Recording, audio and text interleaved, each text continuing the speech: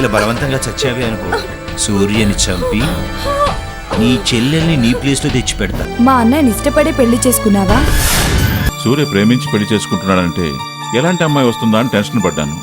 కానీ ఇంటి పొరుగుని కాపాడే కోడలు వచ్చినందుకు చాలా సంతోషంగా ఉందమ్మా. మీ మరిది గారు ఎప్పుడైతే నా మెళ్ళో ఈ తాళి కట్టారో అప్పుడే నేను ఇంటి కోడలినైపోయాను. కోడలి పోస్టుకి పర్మనెంట్, టెంపరరీ ఇవేవి ఉండవక్కా. ఇల్లలక్కనే పండగైపోదు, తాళి కట్టగానే పెళ్ళానివైపో. నా కోసం పోలీసులు వెతుకుతున్నారు. వాళ్ళు ఇక్కడికి వస్తే నేను మీ భార్యనని చెప్పాలి.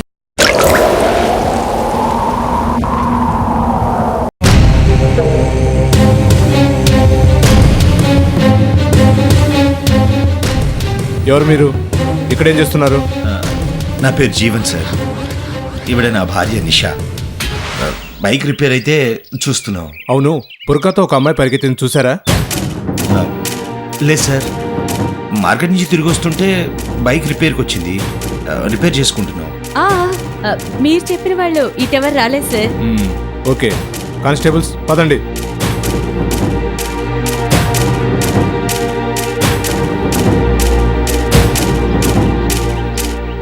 థ్యాంక్స్ అండి. ఏ ఆగాదు, థ్యాంక్స్ తర్వాత. పోలీసులు వెంటబడుతున్నారంటే నీ వెనక్కి ఏదో పెద్ద కథే ఉండి ఉంటుంది. ఎవరు నువ్వు? నేను పోలీసులు ఎందుకు వెంబడిస్తున్నారు? నీకు నా వివరాలు కావాలా, లేకపోతే నువ్వు హెల్ప్ చేసినందుకు గిఫ్ట్గా ఈ వాల్యుబుల్ ఉంగరం కావాలా? ఏంటిది, నిజంగా బంగారమేనా? దీని మీద డైమండ్ కూడా ఉంది. దీని విలువెంతో తెలుసా? 20,000.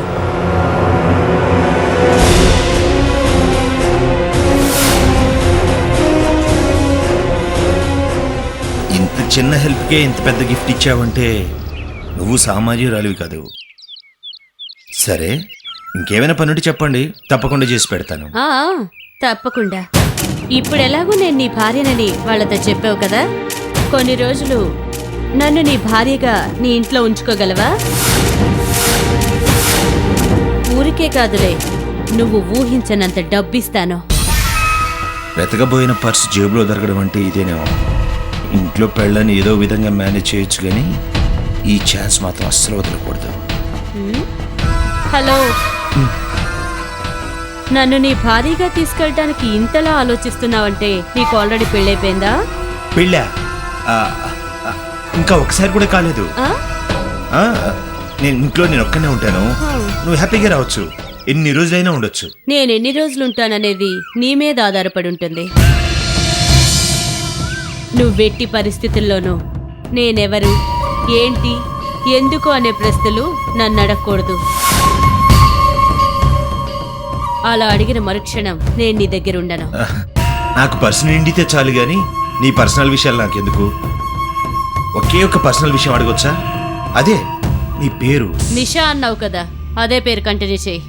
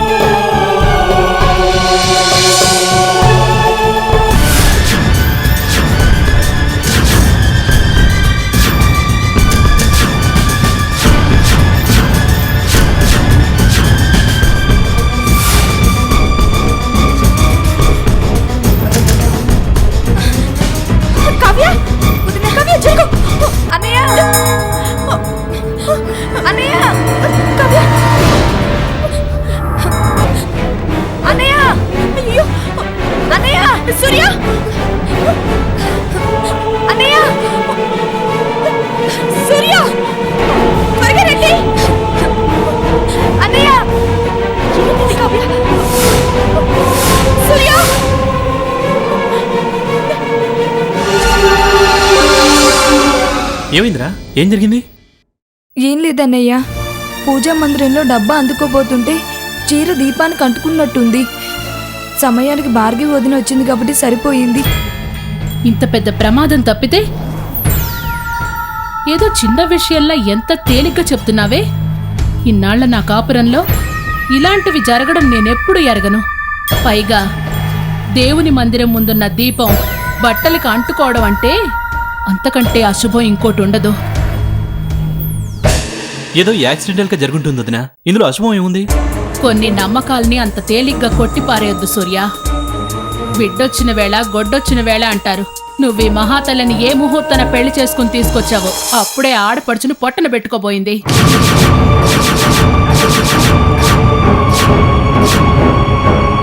ఏంటొదినా, ఏదైనా మాట్లాడితే అర్థం ఉండాలి. ఈరోజు భార్గవి వదినే లేకుంటే నేను మీకు దక్కుండేదాన్నే కాదు. నన్ను కాపాడిన విషయం వదిలేసి జరిగిన దానికి కారణం భార్గవి వదినే అంటావా? చిన్నపిల్లవే, నీకేం తెలియదు, ఊరుకో. సూర్య, ఈ విషయాన్ని అంత తేలిగ్గా తీసుకోకూడదు. పెద్దలకు ఇష్టం లేకుండా మీరు పెళ్లి చేసుకున్నారు. మీకే కీడు జరగకూడదని నేను పూజలో కూర్చున్నప్పుడు ఇలాంటి సంఘటన జరిగింది. అంటే భార్గవి ఇంటి కోడలు కావడం ఆ దేవుడికి కూడా ఇష్టం లేదన్నమాట.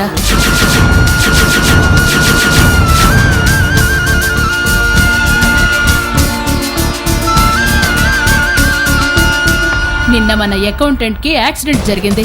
ఈ రోజేమో కావ్యకి ఇలా జరిగింది. రేపెవరికో ఎల్లుండి ఇంకెవరికో.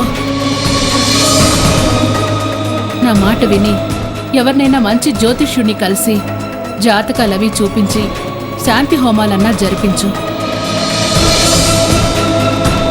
అప్పుడే ఆ దేవుడు శాంతిస్తాడు. లేకపోతే ఈ ఇంట్లో ఎప్పుడు ఏం జరుగుతుందో ఊహించలేం.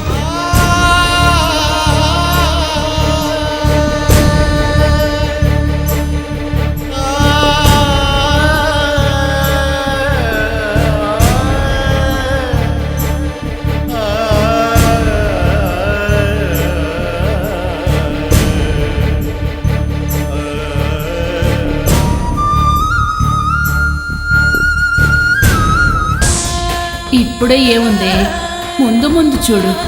నిన్ను మానసికంగా శారీరకంగా హింసించి హింసించి ఇలా బయటికి పంపిస్తాను.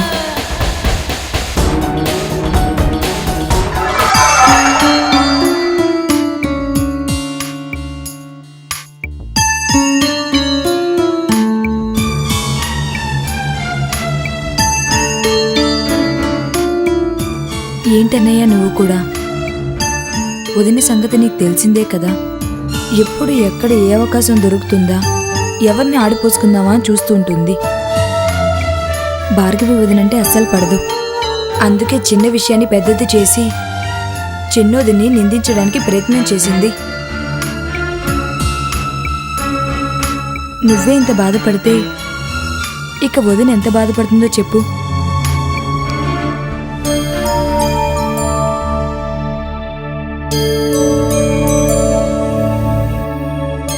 జరిగిన దానికి నువ్వేం బాధపడొద్దు భార్గవి. కావ్య చెప్పింది కదా, మా వదిన ప్రవర్తన అలాగే ఉంటుంది. అసలు ఆవిడ మాటలు నువ్వేం పట్టించుకోవద్దు. నేను ఆవిడన్న మాటలకి బాధపడటం లేదండి. సమయానికి నేను వెళ్ళకపోయి ఉంటే కావ్య పరిస్థితి ఏమై ఉండేదా అని ఆలోచిస్తుంటేనే భయం వేస్తోంది. ఇటు పక్కనెక్కడున్న కావ్య చీర దీపానికి ఎలా అంటుకుందో అర్థం కావడం లేదు. నా మీదున్న కోపాన్ని అక్క కావ్య మీద ఎక్కడ చూపిస్తుందోనని నాకు చాలా భయం వేస్తోంది. ఆలోచిస్తుంటే చిన్నవదిన చెప్పింది నిజమే అనిపిస్తుందన్నయ్య. పెద్దదిన ఎంతకైనా దిగజారుతుంది. అసలు నా చీర దీపానికి అంటుకునే ప్రసక్తే లేదు. నేను దీపం కుందులకి చాలా దూరంగానే ఉన్నాను. ఇలాంటి సంఘటన ఏదైనా జరిగితే చిన్నదిని నిందించొచ్చని పెద్దదినే కావాలని నా చీర దీపానికి అంటించినట్టు అనిపిస్తుంది. దీనికేదో పరిష్కారం ఆలోచించాలన్నయ్యా. లేకపోతే పెద్దోదిని ఆగడానికి అంతే లేకుండా పోతుంది.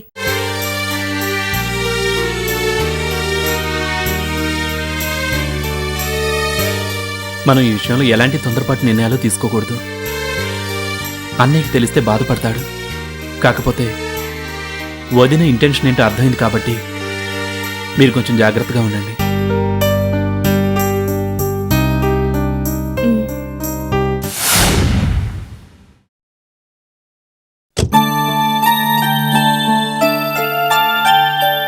సూర్య, కాంచనా,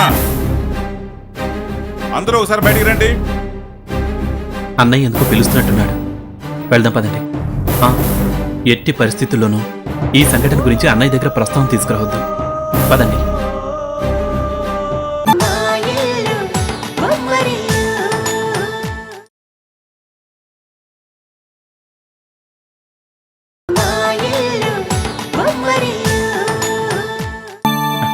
ఏంటండి చాలా సంతోషంగా ఉన్నట్టున్నారు? నిజంగా చాలా సంతోషంగా ఉంది కాంచనా. సూర్య, మనకు రావాల్సిన గవర్నమెంట్ కాంట్రాక్ట్ పోయిందని చాలా బాధపడ్డాం కదా. ఇప్పుడు ఆ కాంట్రాక్ట్ మనకే వచ్చింది. నిజమా అన్నయ్య?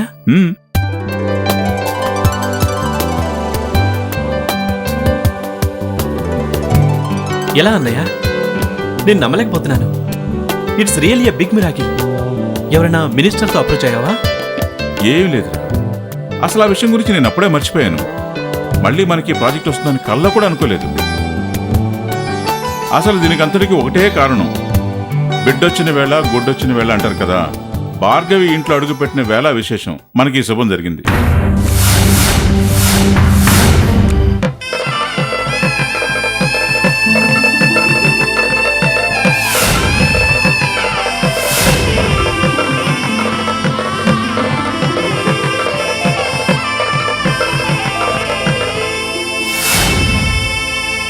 లేకపోతే చేజారిపోయిన ప్రాజెక్టు మళ్ళీ మన చేతికొస్తుందా? కరెక్టే అన్నయ్య.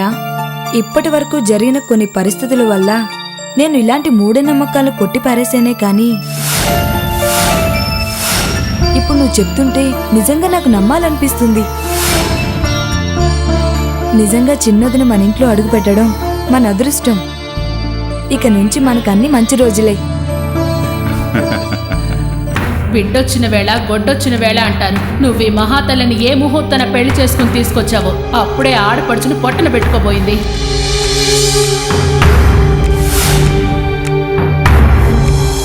ఈ హ్యాపీ మూమెంట్స్ని మనందరం కలిసి సెలబ్రేట్ చేసుకోవాలి. ఈ రోజు ఈవినింగ్ మనందరం కలిసి బయటకు డిన్నర్కి వెళ్తున్నాం. సూర్య, ఈవినింగ్ ఆఫీస్ నుంచి తొందరగా వచ్చాయి. అలాగే.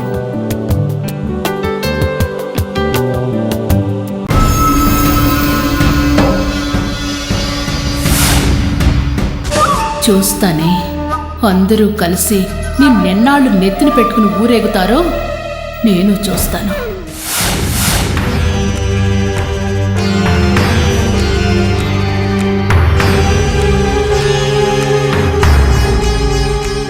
ఇదే మన ఇల్లు. రా.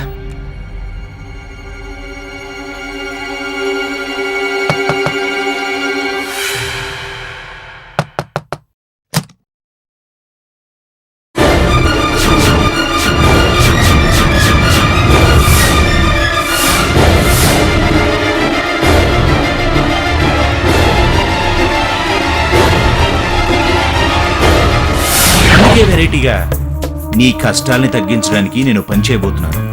ఏంటో గెస్ చేయి.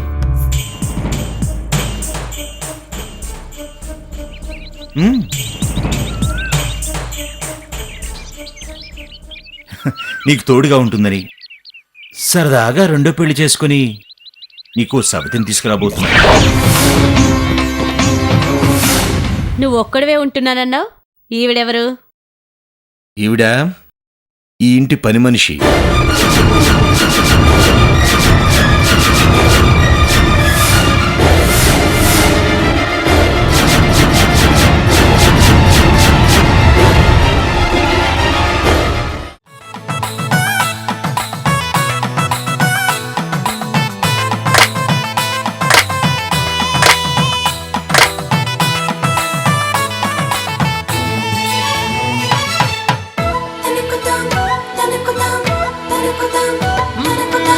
ఎక్కడిదో అల్లరి గాలి సరదాగానే వీచే చిన్నారి కిన్నెరసాని పయనాలేమో చూసి